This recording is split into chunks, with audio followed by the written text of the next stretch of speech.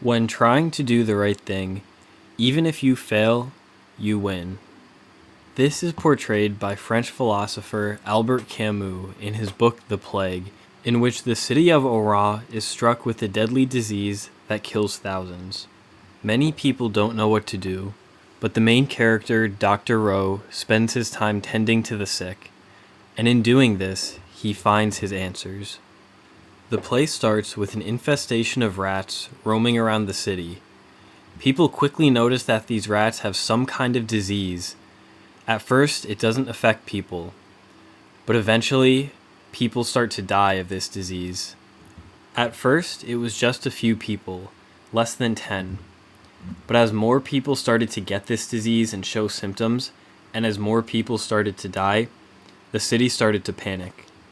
The city officials called together a council of medical experts in order to discuss what course of action should be taken.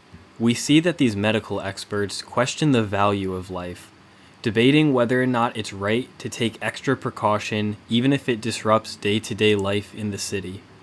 One doctor claims that despite the fact that people are dying, we don't know enough about the true nature of this disease, and therefore we should wait until we have more knowledge to do anything about it. It would be foolish to act too soon and disrupt day-to-day life. Dr. Rowe, on the other hand, defends life and says we must do whatever is necessary to alleviate the suffering of the people in the city. It is true, he says, that we don't know much about the nature of this disease, but we still must act as if it is a deadly disease in order to stop more people from getting it and dying. A human life is just worth that much. So the city takes precaution, and Dr. Rowe goes full force into fighting this plague. As the death count rises, we see Rowe working harder and harder in order to help those who are struck with the plague. But not all people in the city feel this way. Once the city is put on lockdown, and no one is allowed to enter or leave the city, a journalist named Rambert comes to Dr. Rowe, asking for a doctor's note saying he does not have this disease and that he should be allowed to leave the city, despite the fact that no one else is. Dr. Rowe refuses to do this, and an argument ensues.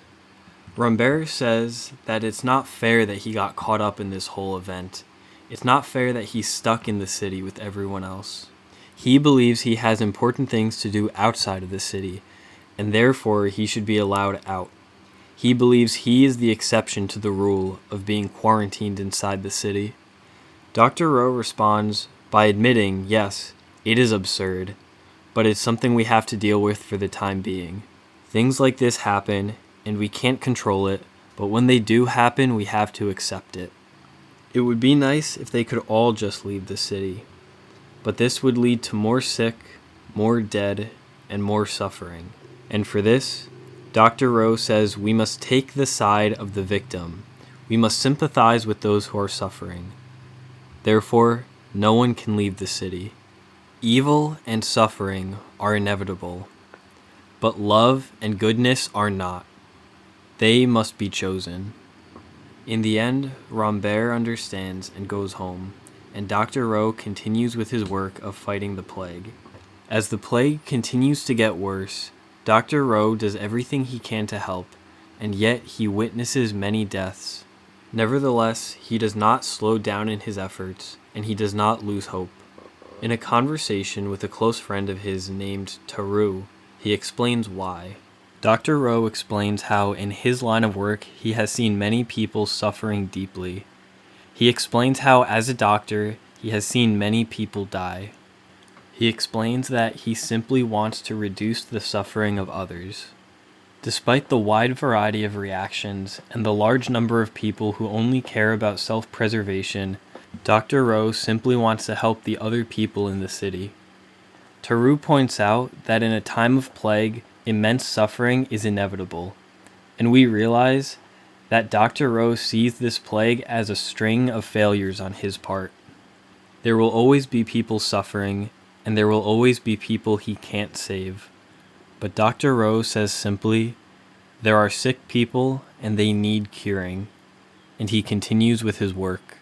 Later on, Dr. Rowe watches the death of a child.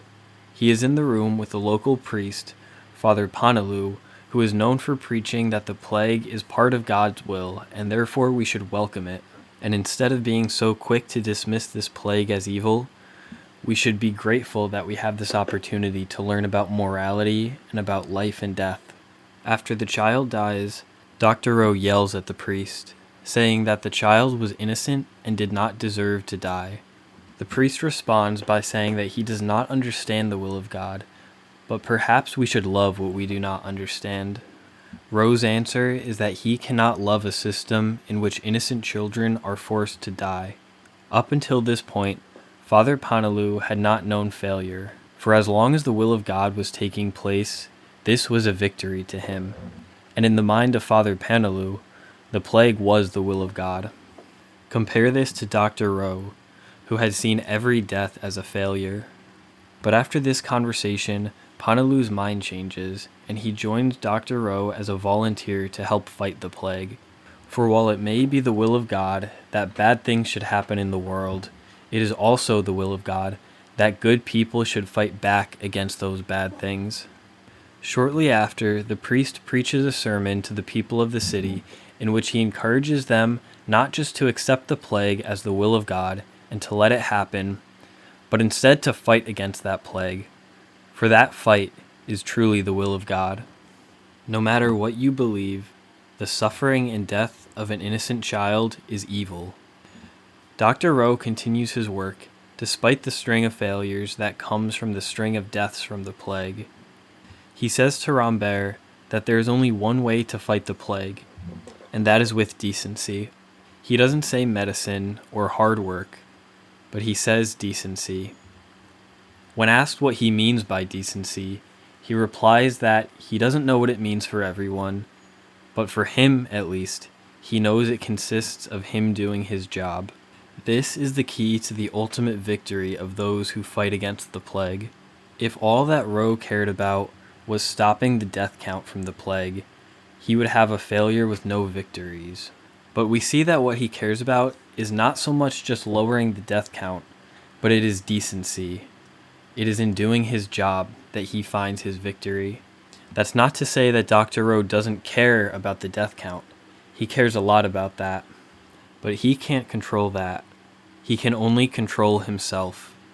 And as long as he holds on to his sense of decency, he has not fallen victim to the plague. Even if he dies to the plague, this is a victory as long as he does not stop fighting. In order to have decency, as far as Rowe is concerned, he has to try to alleviate the suffering of others. But just because he fails at doing this, does not mean he fails at having decency. Ultimately, through his string of failures throughout the plague, he has one great victory throughout the whole thing. When the plague came into the city, it didn't just bring death and suffering. It also brought a sense of meaninglessness and hopelessness. Dr. Rowe's ultimate victory is not in surviving the plague. It is in not losing hope and not losing his sense of meaning at any point throughout the plague. When Rowe says that the only way to fight the plague is with decency, he doesn't just mean that the way to fight the death count is through decency, but the way to fight hopelessness and meaninglessness is through decency. Consider Father Panelu's change of heart. When he understands what Dr. Rowe is saying, he realizes that the citizens don't just need to pray for healing, but they also need to regain their sense of hope. And there is no greater sign of hope in this world than seeing the good and charitable actions of those people who are convicted that there is a God whom they are serving through their love of neighbor. That is why Father Panelu changes his mind from saying, let's love what we don't know, to let's come together and fight against the evil in this world. It is this fight against evil that brings us hope of victory. But having this hope, at least as far as the plague goes, is the victory.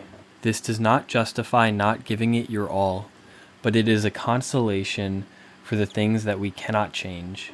So Camus shows us that though our actions may fail, so long as we are doing good, we have an even greater victory. This victory comes from finding meaning in the face of meaninglessness and holding on to our hope when things might seem hopeless. That is how to fight a plague. So we are left with this to ponder. What evil do you see in the world that is causing people to suffer? And what can you do to alleviate that suffering?